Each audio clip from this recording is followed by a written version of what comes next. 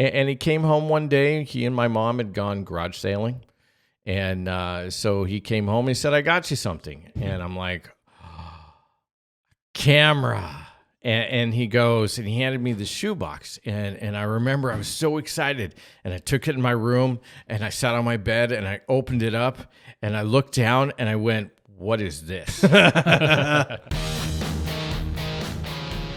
Welcome to the Empowering Choices podcast. My name is Joshua. I'm Lucas. And I'm Eric. Eric and Lucas are licensed professional counselors, and we have a treat for you today because it's another story time with Eric. I feel like we need to get you a rocking chair for these segments. Right? Yes. Maybe we do. Yes, that would be good.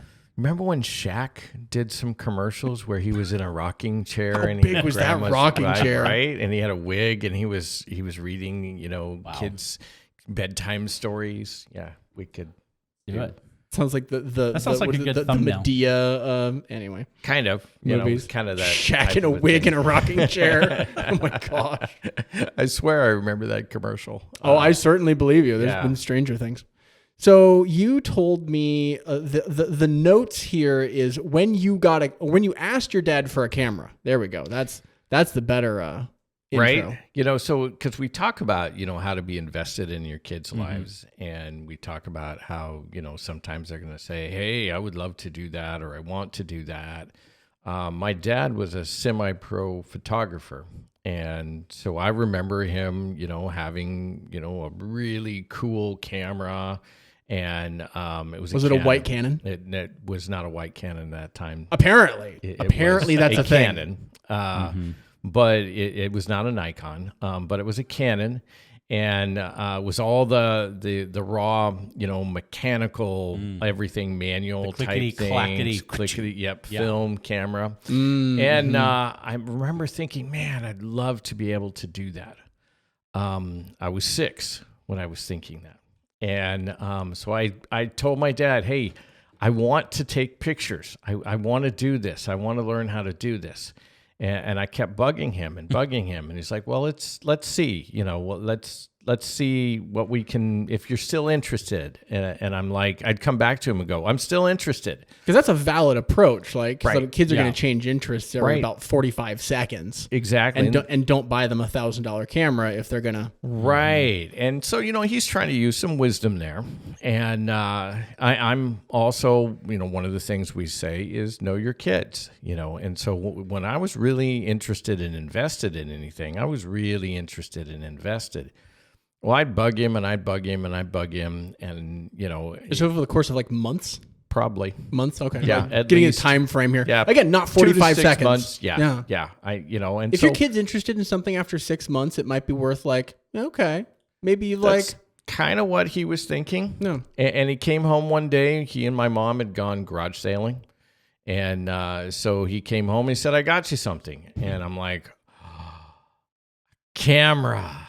And he goes, and he handed me the shoebox. And I remember I was so excited. And I took it in my room and I sat on my bed and I opened it up and I looked down and I went, what is this? and I'm like, and I took it back and I said, I don't understand. What did you get me? What is this? And he goes, you had it right. It's a camera. I'm like, that? How? Granted, I'm 6, but I'm like, it doesn't look like yours. It doesn't look like yours. You weren't quite comprehending. Like, not you probably, a bit. No. Probably figured out it was a camera. But well, the only camera I'd ever seen was his and a Polaroid, and it wasn't a Polaroid, but it was this box thing that had a hood on it, and I'm like, is this, at first I was insulted. I thought he was, just screwing with me or something. Like he was just straight up, just a joke. Right. And he goes, no, that's a real camera.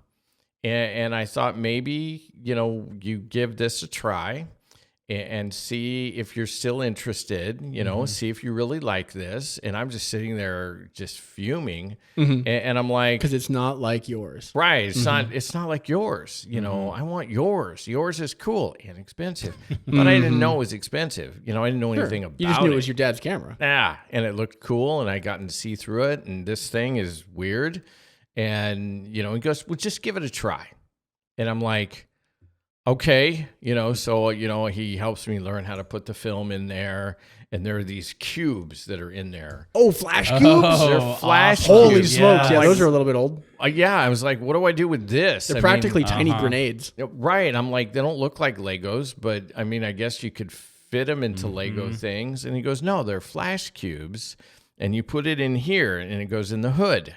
And I'm like, this is just not going What well. is this? Right. Yeah. And so he goes, okay, now we have this all set up, and you can begin to take pictures. And I was like, okay. And so then I just walked out, in the backyard, and I'm just like looking around, and I have this thing, and I'm trying to do pictures with it. And then I'm like, okay, I can see through the lens piece here, and I can look at different things. And then I'm kind of getting a little more into it. And then I'm taking some more pictures, and, then I'm going a little more with it. And, and then I'm out of flash cubes. Oh, okay, because you were using the flash. Yeah, because they're what, like, how many flashes do you get off a flash cube? Is it one or is it a couple? No, it's like 4 or 5. A couple. Yeah. And then, I take it back to my dad, and I said, okay, I need more flash cubes. And then I learned you're not supposed to necessarily use them outside. It's like, you told me they go on the camera, so I put them on the camera. Okay. And then he goes, you won't need flash cubes outside. And I'm like, well, this is good information that I thought would have been useful, Up front. 10 flash cubes ago. And so then I'm out there taking other pictures and taking pictures. And then I get to the end of the roll, and I go to my dad and I say, okay, I'm done. I'm out of film.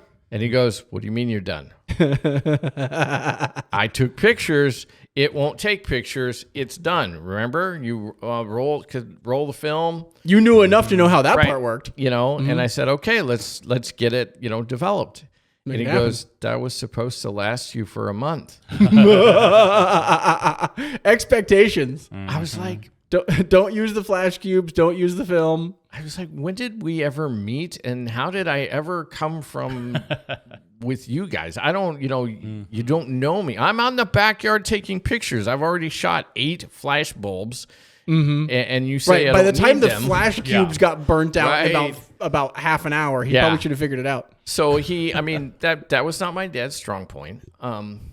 But he some of the nice things is that he invested in my interest. He didn't quite understand that he had a son who would really invest like him. I mean, he was a scientist, and when he was involved and invested, he was involved and invested. And he didn't understand that had gotten passed on.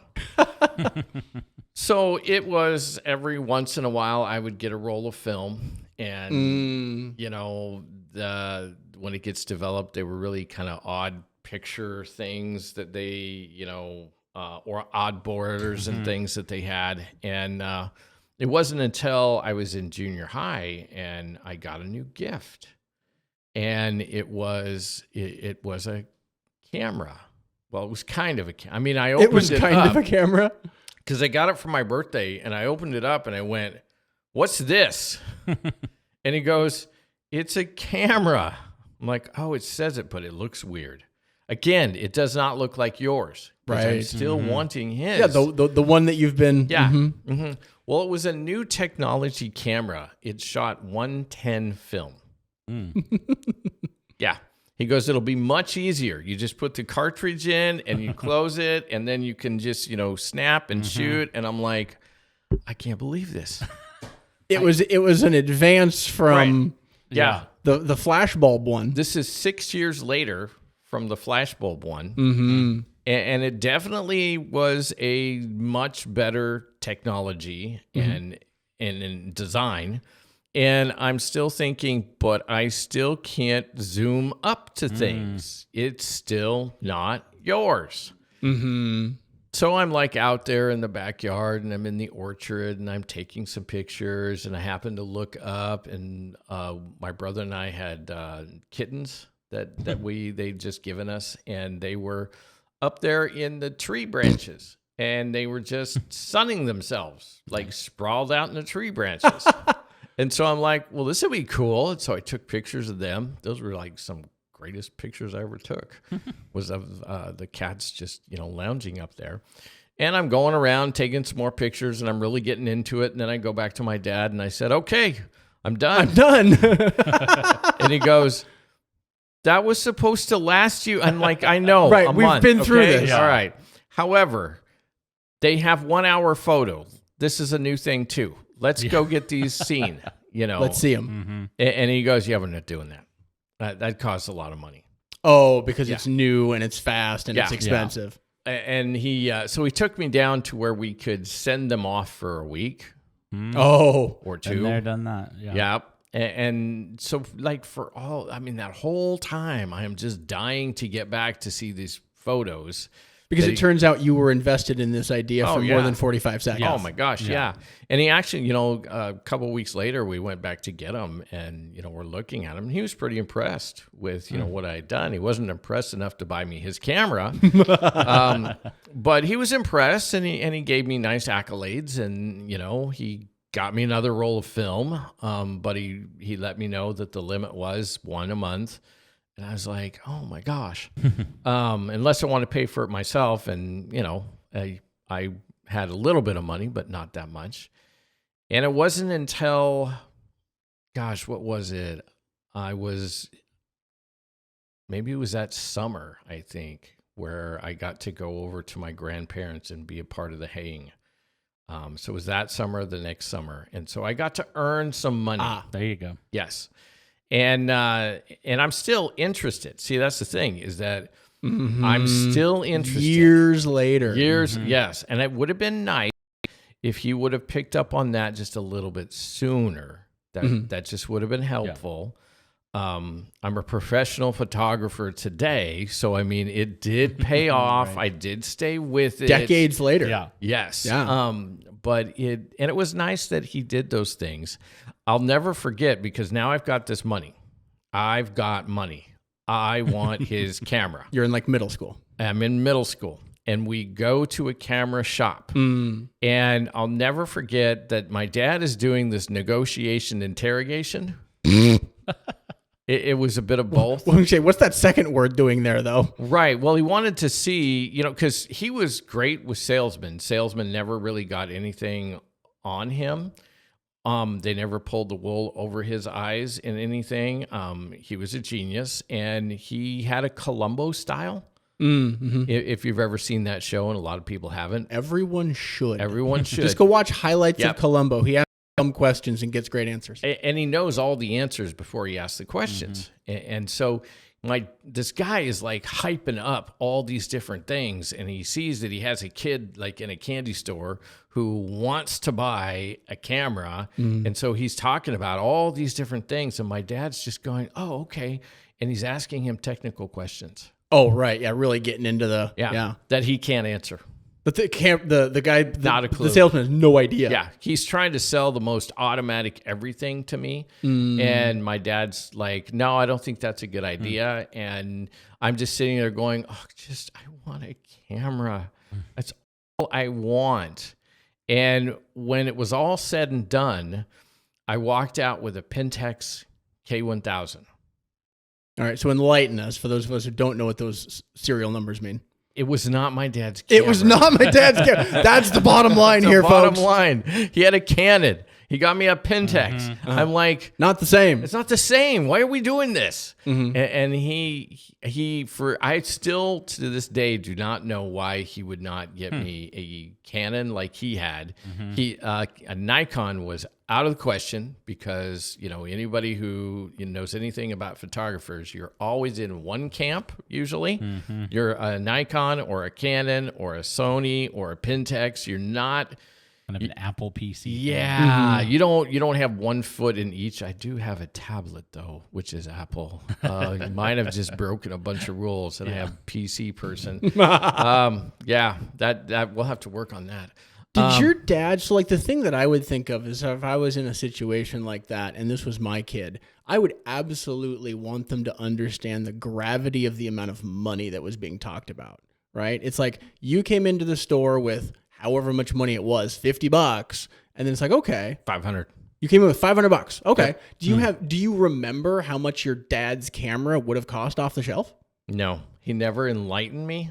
I mean, that's that. what I would have wanted to educate my kid on that. I'm like, okay, the camera I have is XYZ model, and it's that one, and it costs $1,200, and that's twice as much money as you have. So what? Like, I would have wanted to have enlightened them onto the gravity of like the magnitude of money. Like, you have $500, mine costs more than double that. Like, Right. and then let that digest. I remember looking at the price tags and going, yours is not that much more. I don't understand. I mean, it was more. I mean, I think I paid like 125, 150, got a few lenses For the and for the things, Pentex you walked out with? Yeah, got a bag, probably $200.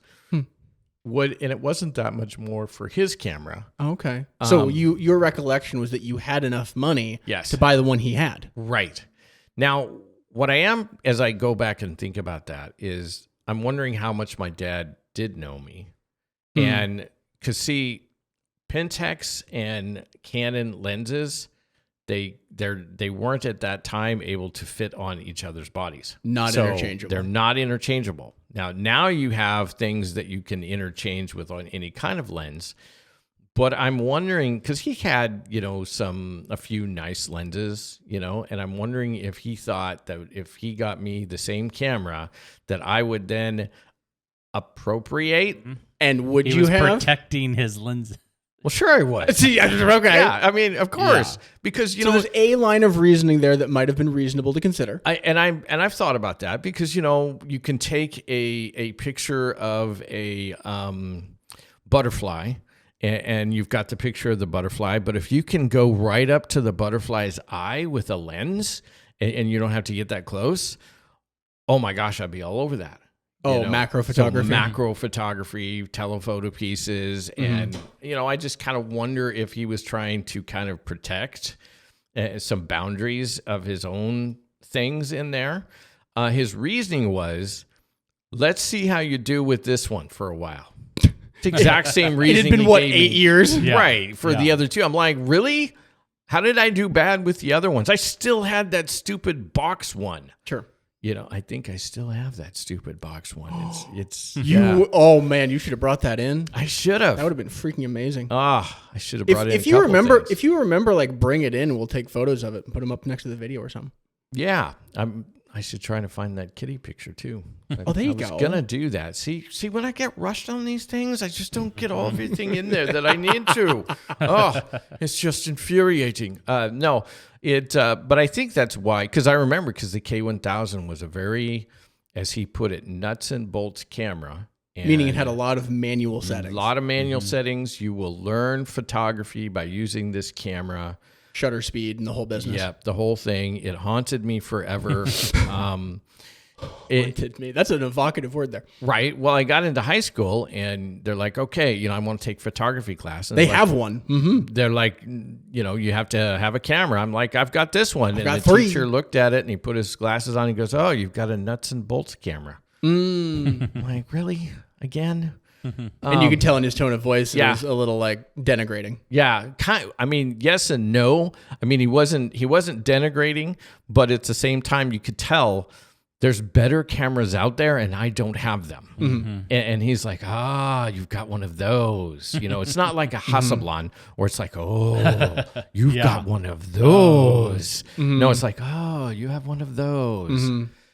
Like, okay. So I'm thinking, and we've probably told this story before about the client you had with the AirPods and her mom's concern about, like, well, what if she breaks them? Yep. Right. Yep. And I'm thinking about that, like, approach for, if you had a situation like that where, like, you want an expensive piece of equipment. Right. And it's like, okay, well, if my kid wants an expensive piece of equipment and they've genuinely earned the money to afford it, like, I don't know, I might be willing to let them go nuts. And then if they break it, it's like, well, I'm not buying you a new one. I never bought it in the first place. I suppose in the example with the AirPods, the mom had bought it for the kid as a reward. But if the kid, she had earned the money. She earned the money. It wasn't like she'd gone out and like earned them. It was like grades or something, right? Yep. So it wasn't like a direct, like, earned the money through a job, but she'd earned it. Yeah. Right. Yeah. So, I mean, I don't know. I feel like that would be an approach. Or like if you broke one of your dad's lenses, it'd be like you demonstrated the ability to earn money. It's like, okay, so you broke my $100 lens.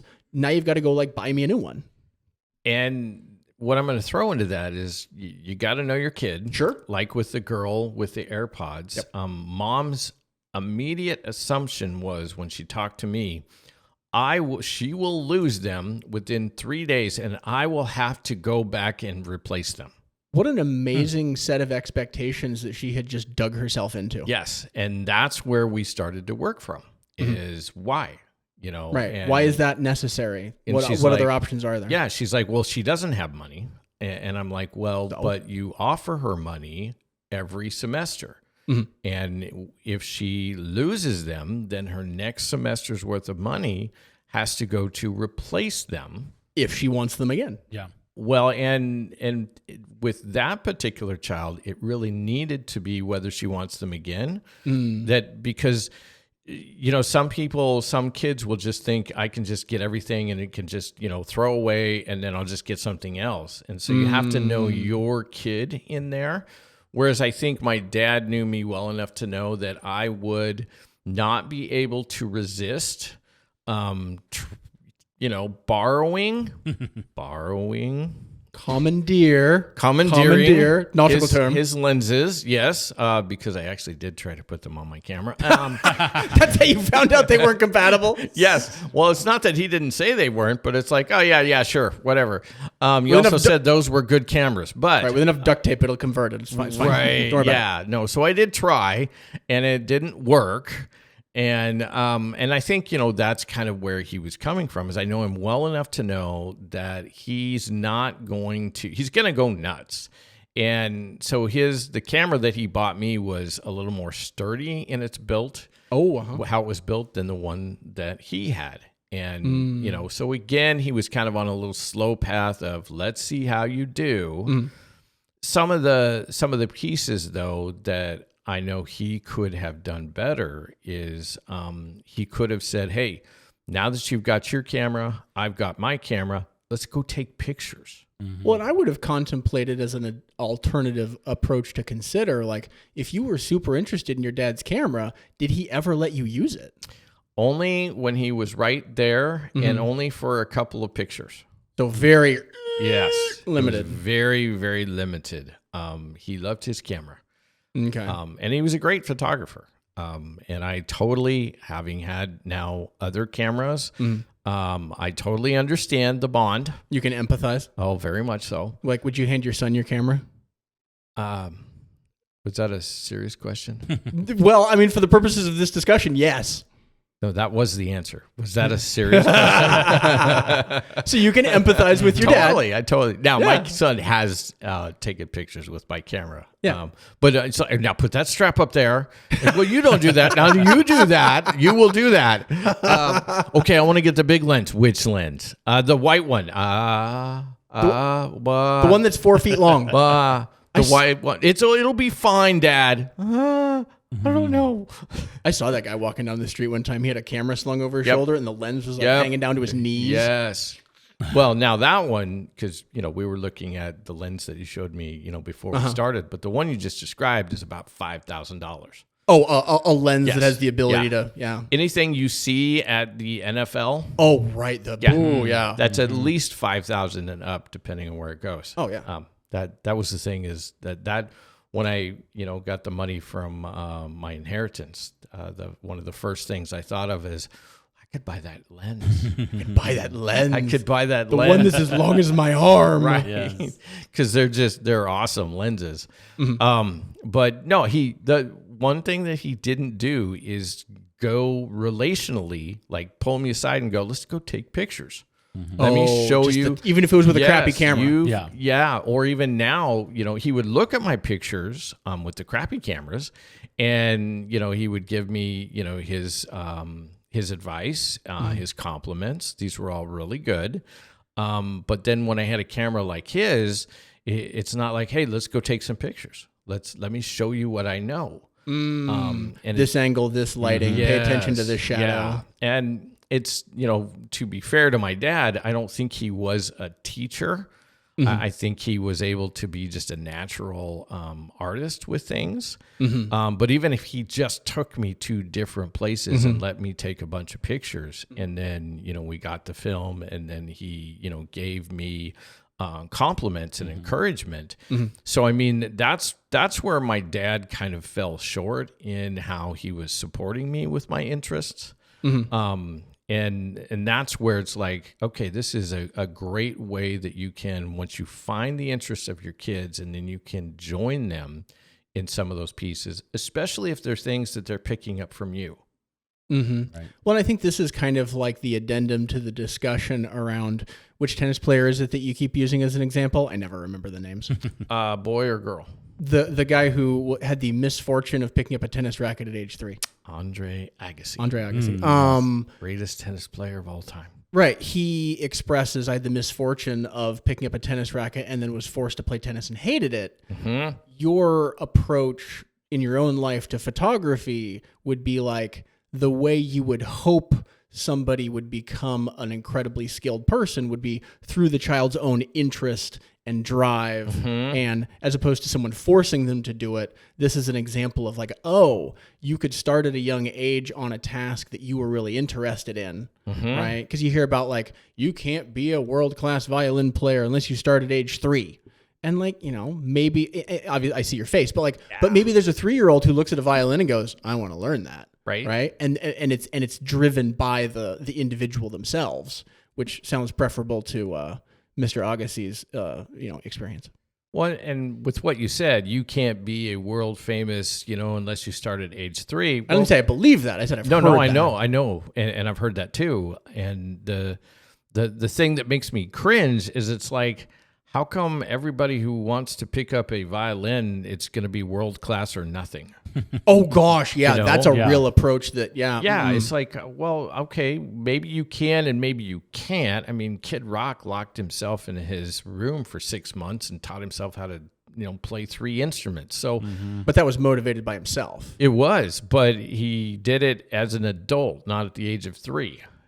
He's a real interesting anyway. He is, and so it's kind of my point that you've got it. Who knows, but what if, you kid did pick up a violin at the age of 11 and went, hey, I'd like to play with this. Right. And they had untapped talent that you didn't know about. And, they put their heart and their soul into it. Who was the guy? Richie Valens. He took his guitar with him throughout high school. I mean, it just didn't leave his side. It didn't leave his side, and every break he's like, he's practicing, he's playing. I mean, he made himself into a wonderful guitarist.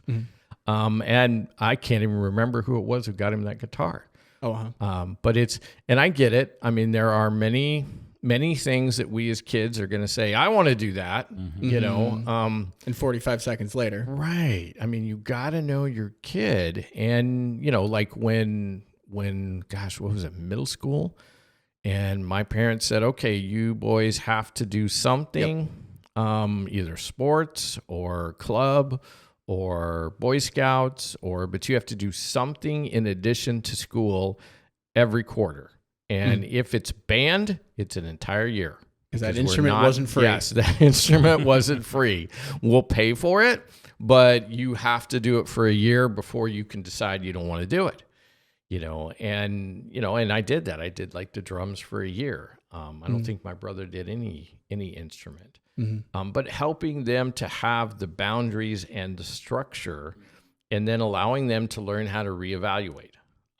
That same girl who, the AirPods that she lost, her mom asked me one time, she says she doesn't want to do violin anymore. Am I just, being a run, how'd she put that? Am I just giving in to one more thing and letting her get away with it and enable it by letting her quit? I'm like, well, how long has she been playing the violin? For 6 years. And she's telling you she doesn't like it. That's right. But maybe she should just, barrel through and how much longer is it going to take for her to know? No, I'm like, I think you're pretty good that if you give her a break and then we check with her next year to see if she'd really like to. Now, the girl had actually been telling me, I hate the violin. Now, I liked it, and I played it for several years, and I think I got the money out of the violin that my parents... To address her mom's concern. Am I just giving in? Right? But she's like, I'm done with it. I really am sick of it, and I want to just focus on softball. Mm-hmm. Well, and so like in that example, she wasn't saying, I'd like to go play World of Warcraft in the basement. Right. She was saying, I'm going to go do this other thing that, like, per your parents' like description, like was another extracurricular activity. Right. It's like, okay, well, I'm not going to do violin, but I'm doing softball. And my recollection was that this individual was a very good softball pitcher. She was a very good softball pitcher. And then another part of the like investing in your kid's hobbies angle that I'm thinking of is like, well, what if your kid has an interest in a thing and they have a medium interest and they're so at it? Right. And you would want to encourage them in accordance with that, right? Because like I have hobbies that I'm not necessarily particularly good at. I don't think that they're like, award winning, but I like them. Right. And so I'll putter away on them and I'm happy. And, so they're just like a hobby. I'll tell my adult clients that all the time is like, you should have a hobby. And even if you're not good at it, like who cares? Are you having fun? Yeah. Like I like painting, but I'm not any good. Yeah. So who cares? That wasn't the point. Yeah. I like throwing a football. Am I any good on it? No, I suck. Sure. It would never work well, but it's fun to throw. I played hacky sack in high school. Oh, I love that. I wasn't particularly good at it, but all my friends wanted to play, and we played, and none of us were very good at it, but we all hung out. And then that was that's hilarious. Wow. What the heck? Why do you have one of those in your pocket? Because I played hacky sack in high school, and you've never stopped carrying one? I found one a couple of years ago. My dad actually made a hacky sack for me. That's funny. In high school, because he was a leather worker. Oh, it was a leather one? It was, and he made a couple, and I wasn't so into it, but he wanted me to take it to my friends and see what they thought. And so they would give him reviews. Very funny. How much too hard, too soft. Exactly. And so he would, split the seams a little and take a little out and then re-sew it, and then he'd send it. Oh, too many beans. Yeah. And so it got to a place where they're like, this is perfect. This is Tell the your one. Dad, this is awesome. This one. And we'll take 10 more. And so I got into hacky sack, and I was actually pretty good at it. And when I saw it in the store, can't remember, 6-8 months ago, I'm like, man, every once in a while, I want to just pull that out, have a hacky sack, and just kick it around and play with it, And so every once in a while, I'll do that. But if I don't have it in my pocket, I can't find it. I had one that lived in my backpack for years. Yeah. It was long after I probably finished my undergrad before I finally took it out because I hadn't used it in forever. Right. But it just rode around in my backpack for years. Yeah. 'Cause that's where it was in high school. Well, and that's the thing is, some of the things that we experience and pick up and do, they will carry through into adulthood. Oh, sure. And they don't get presented that way. At the time, it's like, well, it's either you're good or you're not. World class or nothing. World class or nothing. Or, I was upset when I saw the Olympics this year in Paris, meaning I watched it through the TV. And they had a new thing there. It was breakdancing. Oh, yeah. Yes. I was so pissed off in a way that breakdancing had become an Olympic event for one reason. You were interested in it in middle school? No, I was a breakdancer in middle school, not interested. In high school, I was a good breakdancer. And it took them this long to put it in the Olympics. You just needed to have remained dedicated, Eric. I was then you could have beaten that lady from Australia. Right. Well, I'm watching these two guys, and I'm like going, I'm upset that it now made it into the Olympics. And then I'm going, and that dude started as a gymnast. Those moves, those freezes. You're a gymnast. Yeah, yeah. But it should have been sooner. Like when you were in high school, and then you could have actually geared up for it. Oh my gosh, yeah. That would have been a different career move. It would have been a different career move. An Olympic breakdancer, which I think they've taken it out of the routine for next year, but that's a whole nother conversation. I think they put in. I don't think they put in flag football in the Olympics for next year. We're gonna have to end this podcast, or we'll be here all day. There's actually a professional circuit of flag football players. The only reason I know this is that they came out and said that they would be better than the professional NFL football players to represent the United States. So yeah. Well, let's just put anyway. Yeah. We'll be here all day. Maybe Josh, wrap us up quick. Story time. We can hear about your breakdancing days. Oh, okay. Yeah, that would be interesting. And if you missed some of the previous ones, such as setting a basement on fire, definitely make sure to look through. It was not a basement. It was only a flaming grave in the basement for the tour haunted house at Halloween. This is supposed to be a teaser. We want people to go look. Go check out the go look. Erik set his entire house on fire with gasoline. Yes. Check that out. While playing hacky sack. Yes. And our other resources at empoweringchoices.community, and we will see you on the next episode.